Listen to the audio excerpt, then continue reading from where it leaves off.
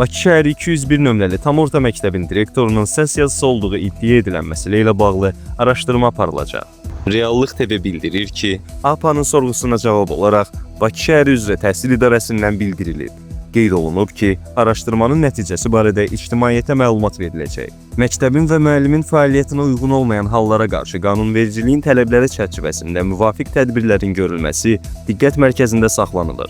Bakı şəhər təhsil idarəsindən bildirilib. Qeyd edək ki, sosial şəbəkələrdə yayılan səs yazısının 201 nömrəli tam orta məktəbin direktoru Afaq Əliyevaya aid olduğu iddia edilir. Bildirilir ki, direktor vəzifə səlahiyyətlərindən sui-istifadə etməklə məktəbin müəllimi Lalə Şəfaqətovanı təhdid edərək keçmiş direktor müavini Svetlana Hüseynovaya qarşı yalançı şahidliyə məcbur edir. Afaq xanım, sizə qurban olun, nə olur məni bu söhbətdən uzaq edin, xahiş edirəm.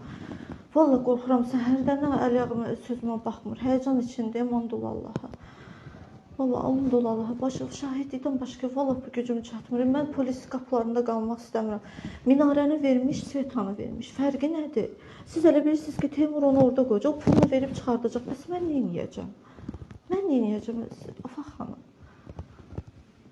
Mən qalacam axı, vallahi istəyirsə atsın, kəsin, vallahi siz töhmət verin, dərsimi alın, vallahi heç nə deyəndə razıyam.